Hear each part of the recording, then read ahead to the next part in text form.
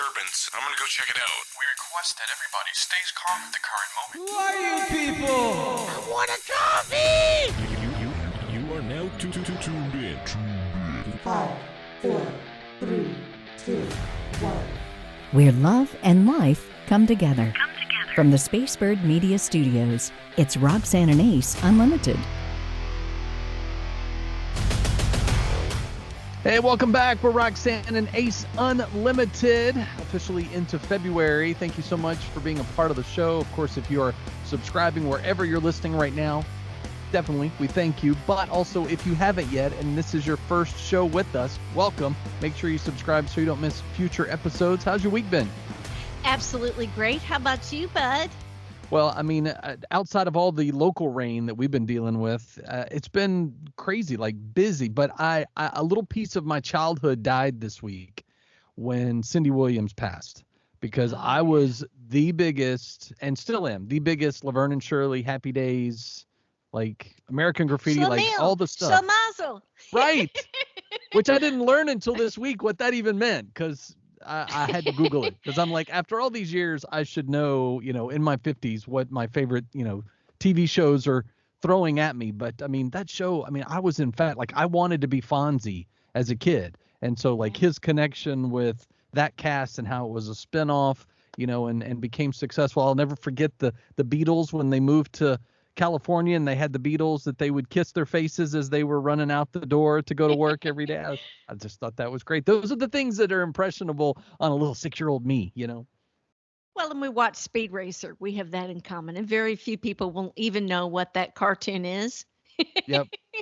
But I loved it. I tell you, the thing I miss about shows that we grew up on, like today, you don't have great theme songs. That's true. We could bond generationally with total strangers. You could just break out into the Flintstones in the middle of Walmart and everybody will start singing with you. But those are the things that you don't get with shows now. It just, the credits roll and bam, the show has started. They hook you in with some car chase or something and you're like, but anyway, it's a generational difference, but we'll be all right. And then, of course, the Rock and Roll Hall of Fame nominees for the 2023 cast. I'm still bummed the Monkees did not get nominated. Why the White Stripes got in before the Monkees? I feel like that's a Twitter. Are the Monkees rock? Is that a mean thing to say? Yeah. But are the Monkees rock and roll?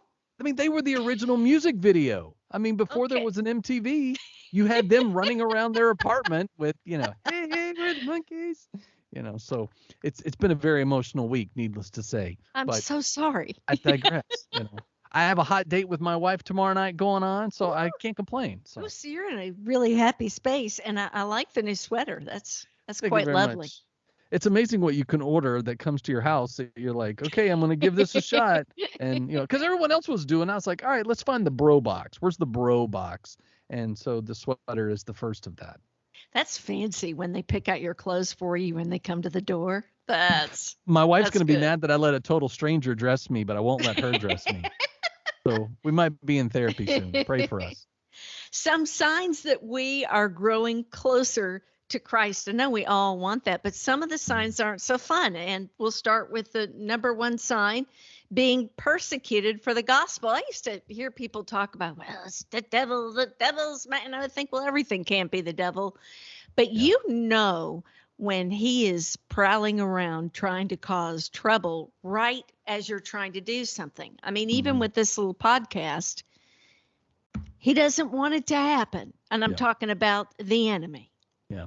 Well, and the thing that we've learned, and maybe you've learned this too, is that, in your infancy of the next phase of your walk with God, the enemy's always going to be trying to squash it, because he wants to remind you of your past, or he wants to remind you of, how much work it is to follow the Lord, because it is a lot of work, but it's totally worth it, because that's where you find your peace. That's where you find your healing, grace. That's where you find great, deeper relationships.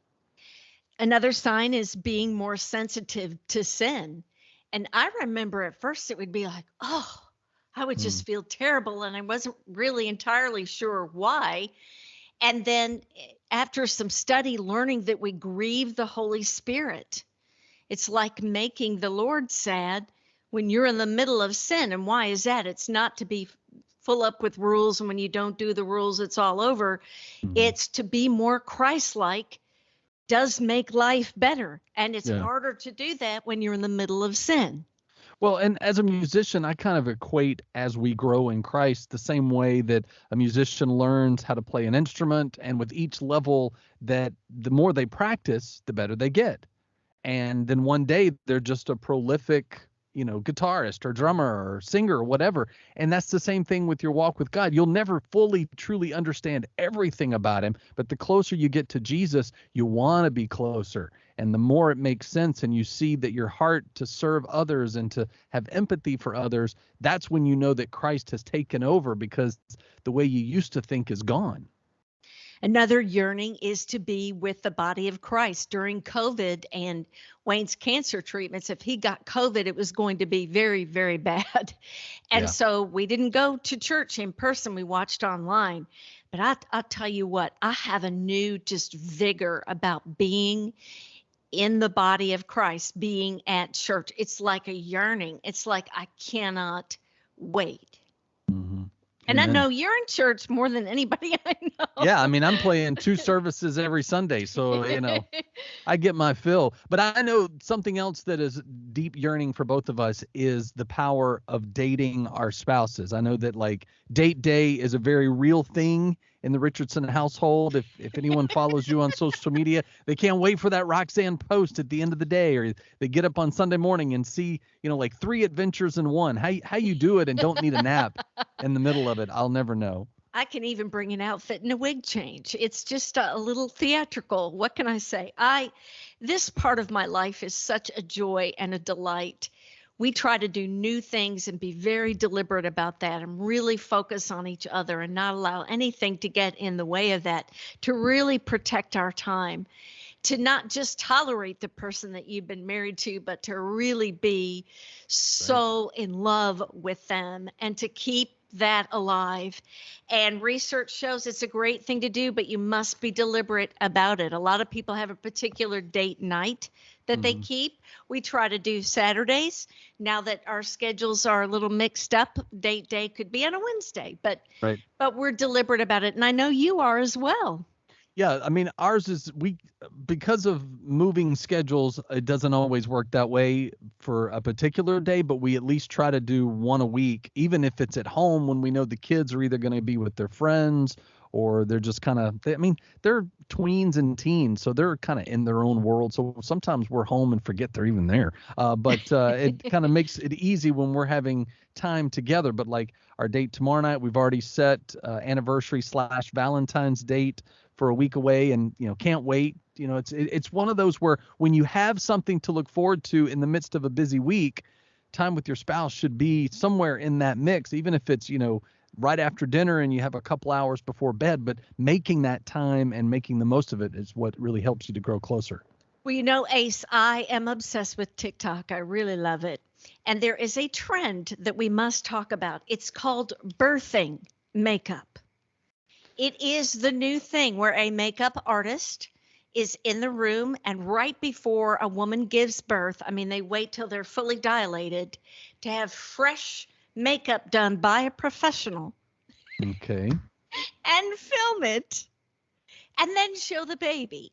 And you think, who's doing this? Well, Heidi Montag, 36 years old, reality TV star and media mogul, only 12 million views of her makeup session right before the baby was born.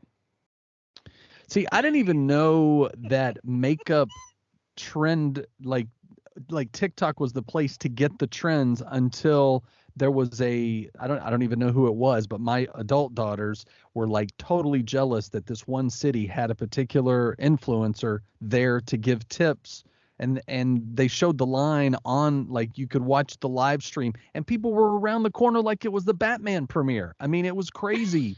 I'm like, it's just makeup. You just put it on your face. I'm fairly obsessed with makeup, so I understand that. To me, a great outing would be to go to Sephora or Ulta and just, and look around. But some nurses report it being a bit irritating. They know, okay, this is so fun, but you have a makeup artist in the way. We're trying to get a baby birth. Right. But for the most part, people don't have a problem with it. One lady in the article that I read said, why? I have just really kind of suffered to get the child here. I'm going to look however I want. And the last thing I'm thinking about is to put some lipstick on. So I thought, what did I look like at that time? And was I thinking about lipstick? So Aww. for those of you who cannot see YouTube, because we're on YouTube, there is a photograph, and I very clearly have some very bright lip gloss. Look at little Hannah. She is so cute. And so I remember people saying, "Did you have makeup on when she was born?" And I thought, yeah. And I think it's okay. I think the nurse, when my daughters were born, the nurse turned off the music of the special mix CD that I had put together. So I was like, so I can't even imagine if a makeup artist had tried to work her way into the room and go, I'm sorry, we don't have time for, shining the cheeks. I was like, so, but if you can make it happen, I feel like it's like you got to talk to the doctor ahead of time. Like when you're doing the ultrasound, hey, how do you feel? I have an influencer. Well, and another little known secret that is now going to be out.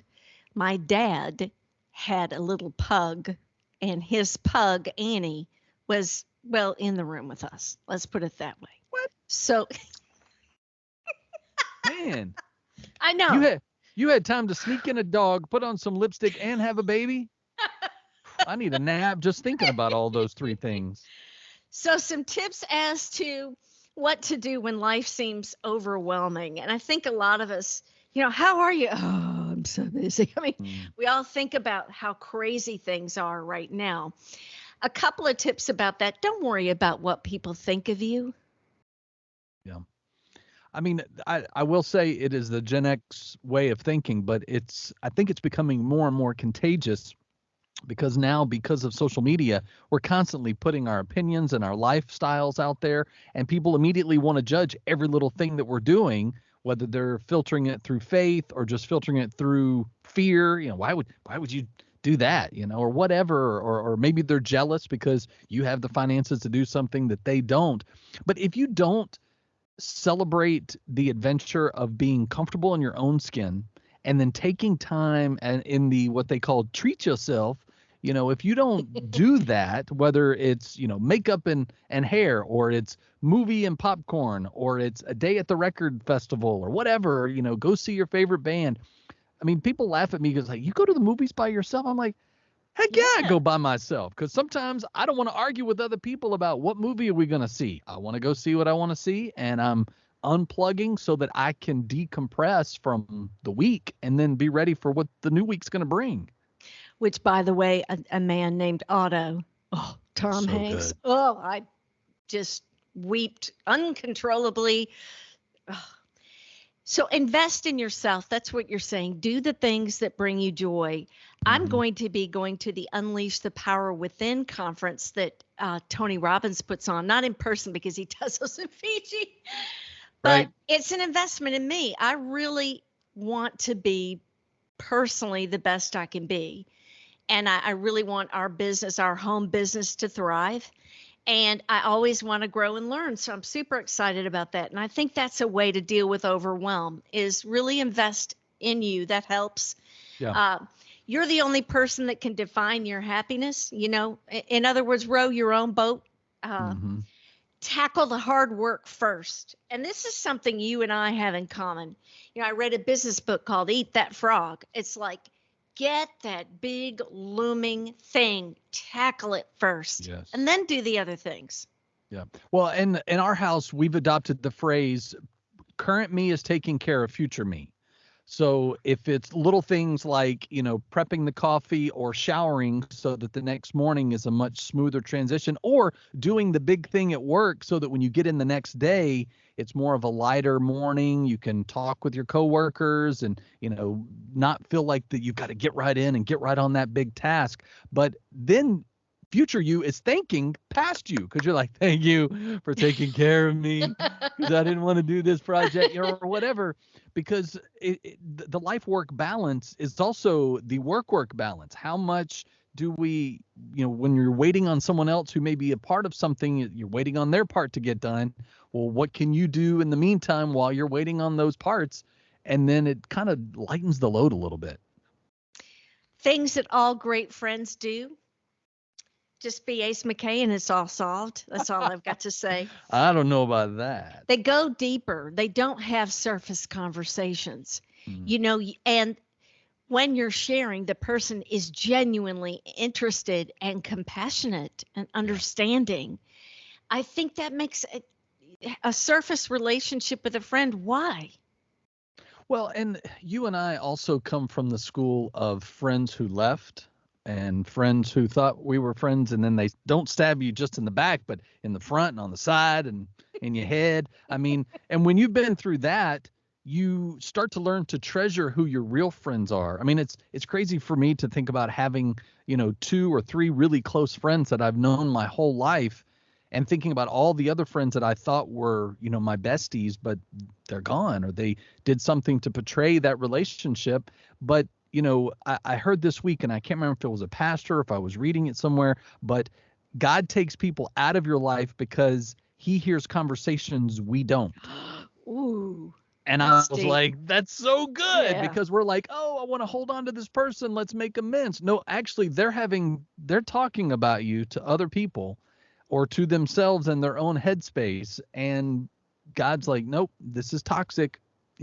Gift of goodbye is right there. If you Google T.D. Jakes, the Bishop Jakes, and his essay, The Gift of Goodbye, so good. Not to be rude and just never talk to people again, but just not everybody is meant to be in every season of your life. Good things about friends, they call out our greatness. Some friends, you just leave them and you're so encouraged and you feel like you could do anything. Mm-hmm. And you just leave thinking, oh, I don't want to ever leave them because this is so great. Yeah. Isn't that a goal? Yeah, absolutely. But the thing too, and when you and I started our show 5 years ago, friendship was the goal, because your relationships are what people are looking at that they then judge their relationships on. Well, I wish my marriage was like so-and-so's, or I wish I had good friends like so-and-so, or I wish I was close with my cousins like so-and-so. I mean, people are watching how you interact with people. And for those that have a relationship with Christ, your relationships are a reflection of him through you and through them.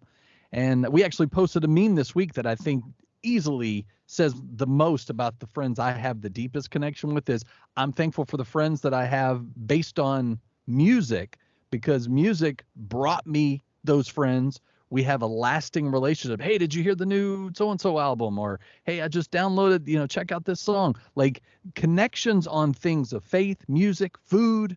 It's not always kids and age. Like, sometimes I'd rather connect with someone 10 years older than me because our album collection looks the same than the fact that, someone next door has kids the same age. Like, sometimes we try to connect in ways that don't match. And it's nice to have people that are about 5 years behind you and 5 years in front of you, so that you've got someone that's investing into you, and then you've got someone that you're investing into because, you've been there, you've seen some things, and you're like, yeah, when I was your age, I did that, and here's what happened. So be careful, That's perfect. It's so true. When you have that connection with somebody, whether it be music or you get together and I've got friends that are foodies, and we'll go try different things. So it's really fun. Speaking of friends, those who were such a part of this podcast and have supported it and gotten excited about it, we thank you. And so periodically we're going to be doing some giveaways, and it's super fun. And one of them involves mybrotherscup.com. They have the Roxanne blend of coffee that I got to choose how it would taste. And it's so good. And we're going to be giving some away. Yeah, so if you go to either roxanneandace.com or to our Facebook page, you can then link through to our site, and literally you'll get this at the end of this month. We're doing a drawing for a Roxanne blend and also the Roxanne and Ace Unlimited coffee mug. And what I'm loving is, as the entries are coming in, not only are people talking about how much they've been loving the show, but these are fans of the coffee. Like, I think they want the coffee more than they want the mug.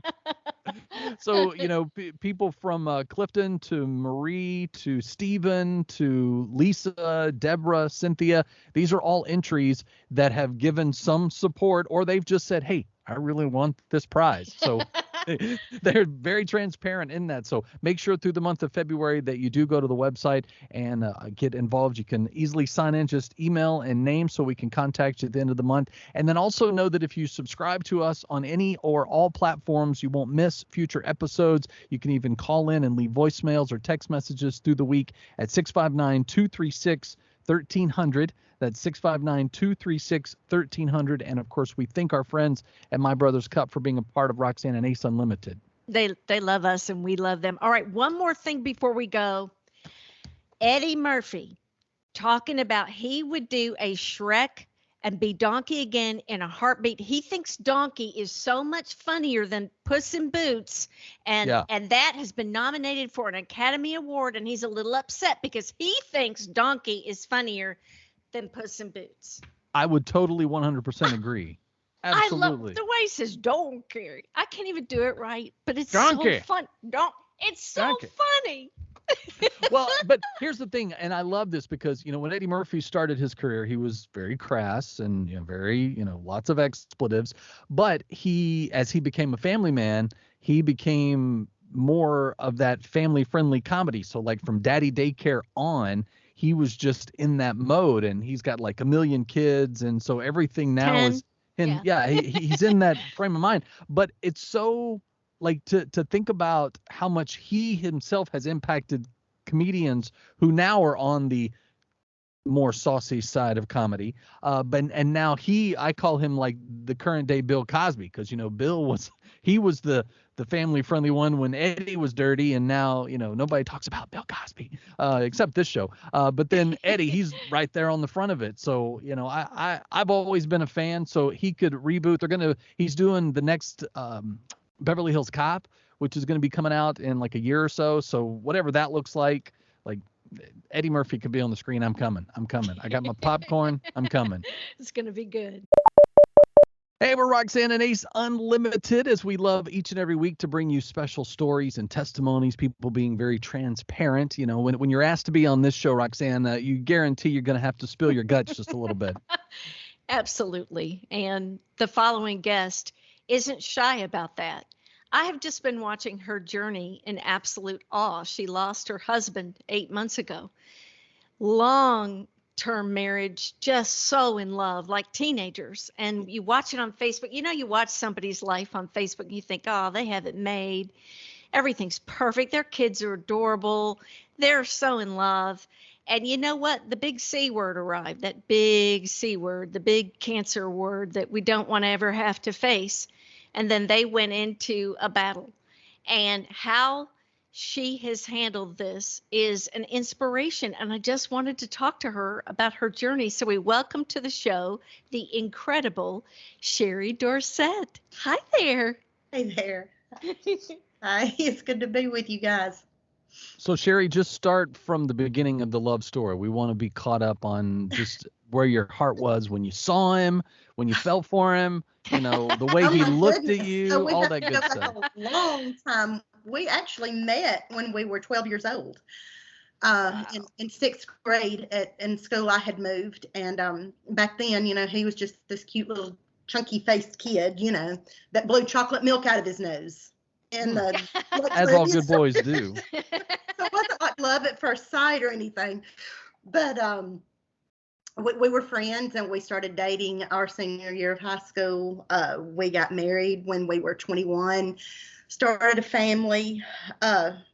We've got 3 wonderful boys. They are 2 of them are married. One of them's a pastor, and I've just got a new grandbaby. But we just had one of those relationships that started out as a friendship and just grew from there through the years. And I just loved him. I just loved him with every fiber of my being. I loved him. And we did not have a perfect marriage or a perfect relationship, but we were perfect for each other. I know you've probably heard people say that, give that statement before. We complemented each other. I was always kind of high strung and wanted everything, in perfect order. And he was very laid back and just go with the flow. And so you and Chad, so in love, have kids, everything's going along. And then, you get a diagnosis. What was that like? What happened? We do. We actually, it was the year of COVID, and he started getting sick, and he was having like stomach issues, and we really thought that it was more like a appendix, gallbladder issue.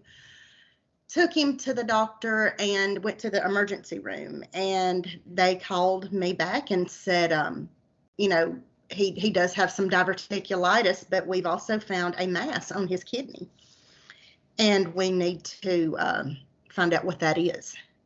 And so that was in December of 2020, and then January of 2021, he had the mass removed from his kidney, and then they said they got everything. They got the mass. And in February 20th, we ended back up in the emergency room, and he was very sick again. And they had diagnosed him with stage 4 renal cell carcinoma. And in that time, it spread, it metastasized to his abdominal walls and to his lungs. Went through several treatments. He went through immunotherapy, and he got better. He really got better, and we were able to do a lot of things that we had wanted to do. We went on a trip to Vegas for our 25th wedding anniversary. Aww. And he was really doing well. And then he had another surgery to remove another mass. And after that, he started a new treatment, and our middle son got married, and he said, Sherry, I'm just not feeling good again. And he had 9 really good months.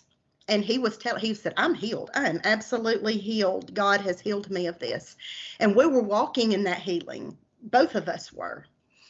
And he just said, I'm really not feeling good again. And so he went back for another scan. And 3 days before our middle son got married in December of 2021, they said that the cancer had come back, and it was with a vengeance. They said it just looked like kudzu is the way they described it, just all in his abdominal walls. And so we immediately started a new treatment, and he started going downhill after that. He had a tough 5 months, but he stayed very strong in his faith. I wish I could be as strong in my faith as he was. How difficult is it to watch the one you love suffer like that? There are not enough words to even describe the pain that you feel. And I'll just go ahead and say I've carried around a lot of guilt that I am working through, because I never got to the point with him where I could say, Chad, it's okay for you to go. The last words I said to him before he passed was, when we knew that it was coming to the end, I said, please don't do this to me. I can't live without you. And I think about that. I think about that every day. But I think he knew how much I loved him. And, I think he knew in my heart, she's going to be okay. She's going to be okay. It's very difficult. And I've actually watched my mother and father-in-law go through losing 2 sons within 20 years of each other, almost 20 years to the day. And the difference in what they had to go through was the first son that passed away, he was 23, and he passed suddenly, and it was unexpected. With this son, they had to watch him suffer. Unbelievable. All right, we have to talk about your faith at the beginning, in the middle, when he passed, and now. What God has done for you and with you in this process. Oh, wow. Sitting in the hospital room the week before he passed away, it was late at night, and I had my journal, and I just remember hearing this voice say, are you going to praise me on the mountain, in the valley, as you have on the mountaintop? And I wrote that down. And my immediate response was, well, yes, Lord. Not knowing what was going to transpire over the next 4 days. And I thought about that a lot after he passed away. But when he knew that the time was coming to an end and the doctors told us that this is not looking good, I even asked Chad, I said, what do you think about this? And he said, oh, what the doctors just said? And I said, yeah. And he said, I'm not worried. He said, you don't need to be either. And I said, well, I need you to explain to me, how does praying without ceasing end and fully trusting God begin? And he said, when you know, you know. I didn't understand that. And I know for a lot of people, yeah, I know for a lot of people when they, watch their loved ones go through anything, or if they themselves go through something, immediately we get angry with God. I did. So yeah, so be transparent in that for us for a second, because I know that's where I would go if something happened to anyone in my family. I would be mad, and it would take an act of God to get out of that. So what was that period like, and what were your conversations with God? How loud were the screams? I mean, it had to be pretty intense. I was very disappointed with God. That is probably the best analogy that I could use. Because I didn't want to say I'm angry with God, because God is good. How could I be angry with him? I was disappointed. I kept saying, God, but you promised me healing for Chad. You promised me a long life with him. You promised me he would see his grandchildren and that we would live a long life together. And I went through a very dark period. I did not get back in the quiet church. I wasn't wanting to go to church on a regular basis. I wasn't wanting to write. I wasn't wanting to read my Bible. I was just very disappointed. I felt like a little kid sitting in the corner, sucking my thumb, saying, God, you made me a promise, and now you have broken that promise, and I'm disappointed, and I just want to pout. So where did you go from there? A lot of prayer. And I've learned growing up, I was always told, you don't ask God questions. You don't ask God why. Just because, God does what he does because. But I've learned that it's okay to ask God questions. You don't ever question his power or his authority. But it's okay to ask him a question. It's okay to ask him why. And I got to the realization, he reminded me, my own son asked me why when he was on the cross. He asked me why. Why have you forsaken me? So I get, he gets it when we understand. I felt forsaken. I felt like God had just forgotten about me. I had asked him for all of these things, and he had let me down. And then he reminded me. I said, God, why did you take Chad away from me? And one night he just said, Sherry, I didn't take Chad away from you. I took Chad away from the pain. That's powerful. And then I thought, Sherry, you don't know the conversations Chad had with God on his own.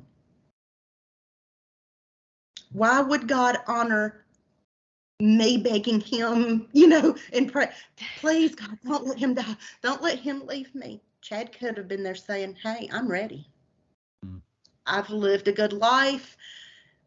I've gone through this pain, because later I found out through a friend that he told a friend, he said, I've asked God for two things. He said, I've asked God not to allow me to suffer and not to allow me to be a burden to Sherry and our boys.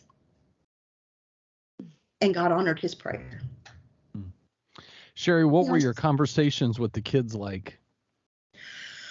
Oh, wow. With my oldest son being a pastor, we've had a lot of deep heart-to-heart talks. He's my oldest. We kind of get each other a little more, I guess, than the younger two. But I've been concerned about my boys, because they kind of keep a lot of their feelings hidden. They don't just come right out and just word vomit like I do with everything, But the oldest one, he's really had he's really had a lot of insight on this and helping me through it and helping his brothers through it.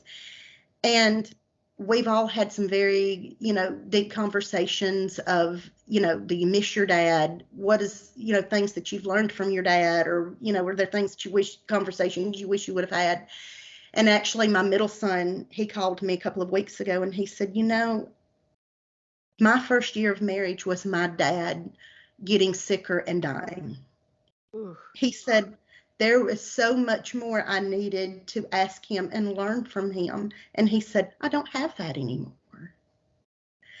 And so you go through those stages of, you love your children, but I can't give him the advice that my husband could, about being married, being a husband and being father and doing different things. And so I've just prayed for God to send godly men into their lives that can kind of fill that gap. But they have struggled some with this in their own way. That is the thing about grief. I was getting my feelings hurt because I wanted to be able to live my life too, but their life didn't change. Mine did. My life's the one that changed, and I was going to have to deal with that instead of everybody else feeling as sad as I was. I didn't need to drag them down with me. They were just trying to, to lift me up. And I think that's one thing that a lot of people don't understand. If somebody asks you if you're okay, it's okay to say no. I am not okay. I'm not having a good day. I'm not dealing with this well. Our first response is, yeah, I'm okay. Everything's good. You don't need to check on me. I'm fine. I'm dealing with this. But sometimes it's okay to just stand up and say, I'm not okay. I'm not okay. So Sherry, you were mad at God and you were not okay, and you didn't even want to talk to him sometimes, but you say he pursued you. He did. He did. I started building this wall, and I could hear God, nudging at me and calling me, and I would be like, no, I don't want to talk to you today. I'm still upset. Can't deal. Not going to do it. I'm just going to be sad. We're not going to talk about this. And he just kept coming after me. And I told someone the other day, I said, when you get to a place where you can be content with it just being you and God, that says a lot. And he just kept on me. He kept on me. And finally, one day it was just like I just fell into his arms. That's just the best description, is that I just fell into his arms and I just fell apart with God. And he uses people sometimes to speak to you. Sometimes he doesn't speak to you audibly. He uses someone else. And there's this sweet lady at church. I won't give her name, but she had lost a daughter to suicide. And she said when she was having several different moments in her life, that God gave her a message, and he said, you don't need to be so attached to the life that you had with your daughter here on earth. You need to be looking towards the life you will have with her in eternity. And when she said that to me, man, I called my son that night and I said, whew, the blinders have been lifted and I can see the light. And he said, Mom, what is it? And I said, I had a great life here on earth with your dad, but think about the life I'm going to have with him in eternity. And that's where he is. And he's waiting for us. And I've got to start looking forward to that day. I got to stop living so much in the past of what we had and what we could have had and look forward to what we're going to have one day. Well, there's a miraculous story that you shared regarding your brand new baby granddaughter. It's a beautiful story. My children, my oldest son and his wife had some trouble in their marriage having a baby. They had a couple of miscarriages. And we were just praying fervently for a child. And I've got my husband's prayer journal. He would write in his prayer journal, I'm praying for my kids. I'm praying for Drake and Taylor to have a baby. And about 2 weeks before he passed away, he was getting bad, and we had a hospital bed set up in the house. And he always liked to joke around a lot, but when he got serious, you knew it. He would really get your attention. Hold on to this. I'm fixing to tell you something. And he said, Sherry, he said, I've seen our grandbaby. And I said, oh, you have? And he said, no, I've seen her. I've seen her. And I said, okay. And he said, she's so pretty. She's got dark curly hair and chubby cheeks and dark eyes. And I said, well, when's she coming? And he said, she'll be here soon. He said, I don't know when, but she'll be here soon. 2 weeks after that, he passed away, but he had told my son and he had told his mother the same thing. And when he would get sick, we would say, tell us about the grandbaby. So he wouldn't, want to just lose it on us. Tell us about the grandbaby. And he would start telling us about her. And this is just God. When my children came and told me that they were having a baby, my daughter-in-law was 13 weeks pregnant and my husband had been gone 11 weeks. It all lined up perfectly. And there is nobody on this earth that can't convince me that God did not give him a glimpse of that baby girl to let him know that she was on her way. And I believe, because when he passed, there was so much peace.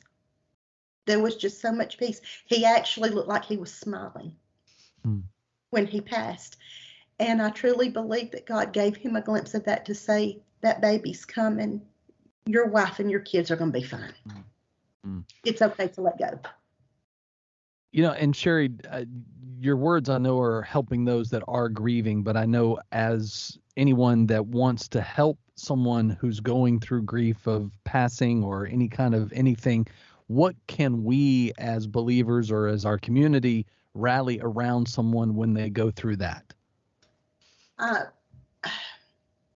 Don't actually overcrowd a person, if that makes any sense. You've got to give them their space. Let them know that you're there for them, and check on them. And it's okay if they want to be alone, but it's not okay for them to get into this dark place. So I highly recommend getting into a grief support group or seeing a grief counselor. Both of those have helped me tremendously. Find you a group of widows or widowers or a group of anyone that's lost someone. You're going to have something in common with them, and you can relate on a different level than you can with anyone else. Because as much as people, they mean well when they say, oh, I'm so sorry, I'm praying for you, I know how you feel. Unless they've been through it, they really don't.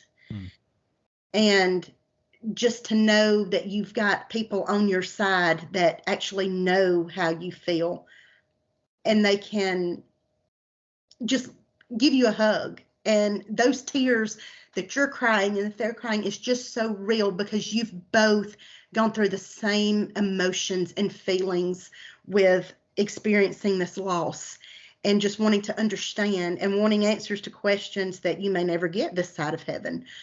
But if you have someone that just understands where you've been, that has made all the difference in the world. Find you there are support groups on Facebook. If you are not a person to get out and go and meet people, there are grief support groups on Facebook that you can get involved in. There are several churches you can go to, wonderful counselors that are out there. Big shout out to mine, Terry Williams. He was great. And that would be the main thing that I would say, is get you someone you can talk to. They say that every day does not get easier. Is that true? It's true. It doesn't get any easier. It gets more tolerable. It gets more tolerable, but you cannot even make it to the point of toleration if you're not fully depending on God. And I saw myself getting in that, where I was just getting into that dark place, not wanting to talk to God. And it was going to drag me down to a place where I did not need to be, where I didn't want to be. And it gets more tolerable, but you have to communicate with God. on a daily basis. Don't shut him out. He's there for you. He loves you. I've posted scriptures on my walls just so I can see them, to be reminded of his faithfulness. And it does not get easier, because I miss my husband every single day. When the baby was born, I just sat there and said, he should be here. And then it was almost like I got a tap on the shoulder and said, he is. Amen. Oh, that's so sweet, Sherry. Thank you. Oh, you're welcome. For I'm this. I'm not an expert by any means. I've just got my own story. And I think sometimes just hearing what other people are going through just helps you tremendously. You're a great woman of God, and this was a hard thing to do. But I just ask people to do hard things. And I'm so pleased that you talked to God about it and he gave you the green light. And I'm so pleased that what you've shared today, it really helps people. People think they have to be perfect or they have to hide. They can't be sad. They can't be vulnerable. They have to tell you, like you said, I'm okay. But the thing about you, you shine bright for the Lord. You really do. And this is proof. And I think you're amazing. And I thank you. I'm really touched by Rachel Joy and the story of Chad. Chad saw her. I mean, that's amazing. He saw her. I've actually started her a scrapbook, because he had a lot of friends in the community. He was a coach in the community, and he did a lot of things in youth sports. And I have a scrapbook started for people that need him, children he coached through the years, guys that he coached with, some of his coworkers. And we're starting a scrapbook for her for memories, because she'll know about him from us, but knowing about him from other people's perspectives, that's a lot different. It's a great idea. We want to keep his memory alive. Chad Dorsett, an amazing father and husband and coach and friend and son. And we enjoyed getting to hear more about him. Thank you so much, Sherry Dorsett. You're amazing. Thank you. Love you guys. Y'all We are love great. you. Sherry's testimony, so amazing. Thank you for taking the time to share, Sherry, but also those listening. Hopefully you got something out of it, and it helps you in whatever grief you may be going through. The time that I have with you is spectacular. Thank you, friend. I've enjoyed this thoroughly, and I can't wait to see you again. Yeah, have a great week. I love you. I love you too. You've been listening to Roxanne and Ace Unlimited. To make sure you don't miss future shows, you can subscribe anywhere you like to podcast and catch up on anything you've missed. Find out more at RoxanneandAce.com. Roxanne and Ace Unlimited is a production of Spacebird Media.